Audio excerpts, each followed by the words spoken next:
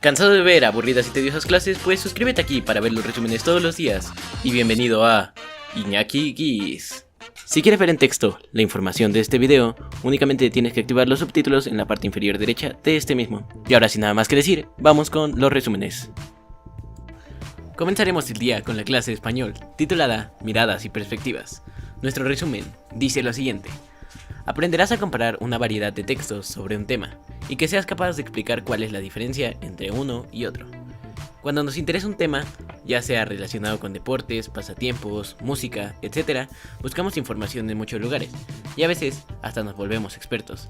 En algunas ocasiones, comparamos lo que dicen diversas fuentes hasta formar una idea completa, pues si consultáramos solo una, nos perderíamos información o puntos de vista interesantes y valiosos. Por eso, en una buena búsqueda, se recurre a fuentes diversas, y estas se comparan entre sí, puesto que no toda la información es de utilidad verídica.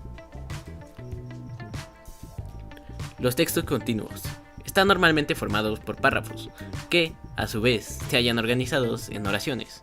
Los párrafos pueden formar parte de estructuras mayores, como apartados, capítulos y libros. Se clasificaban básicamente por el objetivo retórico.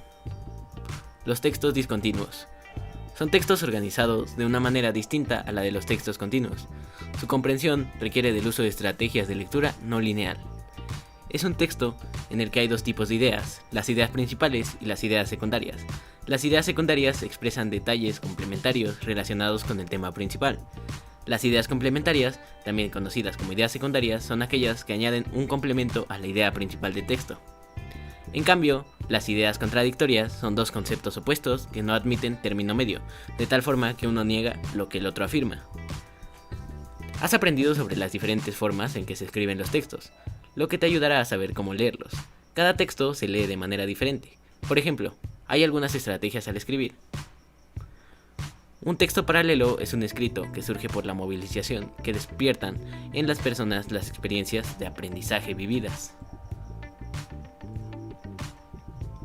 La dinámica en familia de esta clase es la siguiente. Te invitamos a conversar con algún familiar o con tus amigos y amigas para recordar algún tema donde tuvieron que enfrentarse a información complementaria o contradictoria. Proseguiremos con la clase de matemáticas, titulada Unidades de medida. Conocerás las unidades del sistema inglés y establecerás una relación con las unidades que se emplean. Para empezar, presta atención en el siguiente problema. Hace tiempo, algunos familiares platicaron que viajaron 2.790 millas en carretera. Pero, ¿qué es una milla y a cuánto equivale? Al concluir esta sesión, lograrás resolver problemas que implican conversiones entre unidades de medida que se usan en otros lugares y las que conoces y utilizas de manera cotidiana. Una unidad de longitud es una cantidad estandarizada de longitud definida por convención. La longitud es una magnitud fundamental, creada para medir la distancia entre dos puntos. Existen diversos sistemas de unidades para esta magnitud física. Los más comúnmente usados son el Sistema Internacional de Unidades y el Sistema Anglosajón de Unidades. Sencillamente, para resolver el problema antes mencionado, tenemos que saber a cuánto equivale una milla en el sistema que utilizamos en nuestro país. En este caso, utilizamos el kilómetro para medir distancia, y una milla equivale a 1.60.934 kilómetros. Podemos redondearlo como 1.6 kilómetros. Multiplicaremos la cantidad de millas por 1.6, en este caso 2.790 millas, resultando en que 2.790 millas a kilómetros son 4.464. Así de sencillo. La siguiente clase que veremos en el día de hoy será la de historia, titulada Arquitectura Novohispana. Nuestro resumen dice lo siguiente.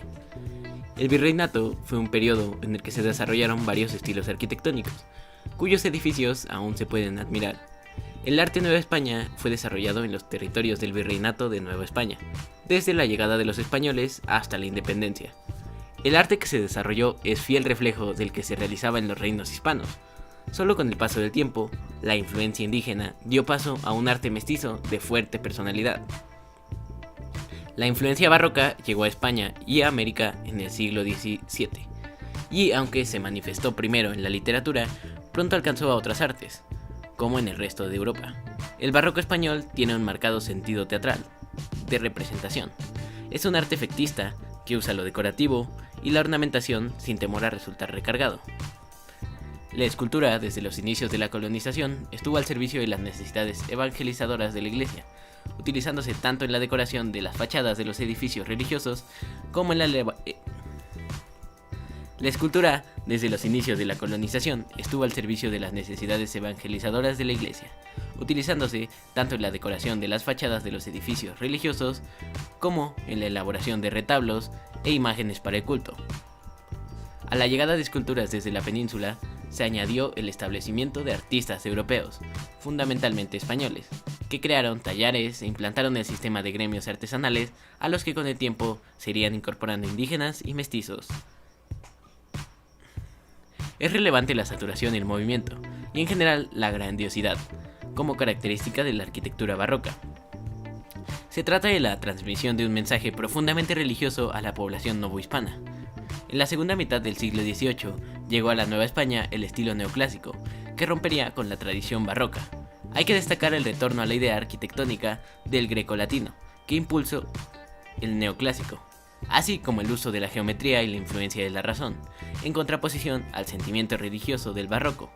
Debe resaltarse también que los edificios más destacados del neoclásico eran civiles y no religiosos. Continuaremos con la materia de química, titulada Electricidad, y nuestro resumen dice lo siguiente: conocerás sobre la electricidad, su obtención, usos y cuidados, además de familiarizarte con algunos términos que se utilizan al hablar del tema. El tema está presente en nuestras actividades diarias, ya que gracias a la electricidad podemos contar con iluminación. También podemos utilizar aparatos que nos proporcionan entretenimiento, como la televisión o los videojuegos. Además, es indispensable para el uso de aparatos y máquinas que necesitamos en el trabajo o la escuela.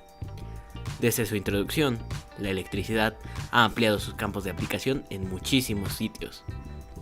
La electricidad tiene muchos usos en las fábricas. Se utiliza para mover motores, para obtener calor y frío, etc. Otro uso es la bombilla, también llamada lámpara incandescente. Es bien conocida como instrumento de iluminación. Existen materiales conductores que permiten el flujo de electrones, que generan electricidad. También hay materiales como la madera o el plástico, que son los materiales aislantes, pues no permiten el flujo de electrones. Nunca hay que utilizar los aparatos eléctricos con las manos o los pies mojados. El agua es un conductor de la electricidad y hace que aumenten los riesgos de electrocutarse. Procura conocer todas las medidas de seguridad al utilizar aparatos que utilicen la electricidad. El aprovechamiento de la electricidad facilita nuestras actividades, pero en su manejo debemos seguir las medidas de seguridad indicadas para evitar accidentes. Finiquitaremos el día de hoy con la clase de artes, titulada Formas y colores teatralizados. Nuestro resumen dice lo siguiente: utilizarás las formas y colores de las cosas que te rodean para representar a personas y diversas situaciones, acompañado por tu familia. Usarás recursos del teatro objeto y del teatro de títeres para representar personajes y situaciones teatrales. En esta ocasión podrás explotar otros recursos expresivos del teatro que dan apoyo al uso del cuerpo y que parten de los principios plásticos de la forma y el color, tales como los títeres, las máscaras y el teatro de sombras. Todos estos, además del vestuario, el maquillaje y la escenografía, son recursos visuales para acentuar la expresividad e influyen en los significados que construimos sobre la escena. Los títeres comenzaron a ser usados hace miles de años. Desde el antiguo Egipto, son un recurso expresivo antiquísimo.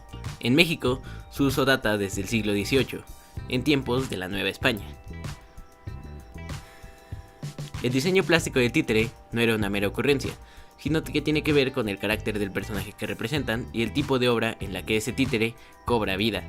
Las máscaras, al igual que el teatro, tienen orígenes rituales. Se usaban para entierros, festividades agrícolas, así como para rememorar hechos terribles que los pueblos antiguos habían experimentado. También las utilizaban para recordar los mejores y más importantes momentos que vivieron. De hecho, las máscaras en el teatro griego tenían una doble función: representar el rostro de un personaje y servir como un amplificador de la voz de los actores, como un altavoz. También hay que contemplar que las máscaras son muy importantes, no solo para el teatro, sino también para la danza, las artes visuales y la música. La dinámica en familia de esta clase es la siguiente. Aprendiste sobre los 3 recursos para teatralizar: títeres, máscaras y teatro de sombras. Elige una de las maneras que existen para que las formas y los colores sean teatralizados. Y manos a la obra. En tu casa puedes experimentar con ellos. Por ejemplo, usar tus juguetes como títeres, fabricar máscaras con papel o cartón y jugar con tus obras proyectadas en el piso o la pared. Y eso ha sido todo por el video de hoy. Si te gustó, recuerda darle like, suscribirte y activar la campanita para estar al tanto de próximos videos. Si crees que le puede ser útil a alguien más, no olvides compartirlo. Muchas gracias y hasta la próxima.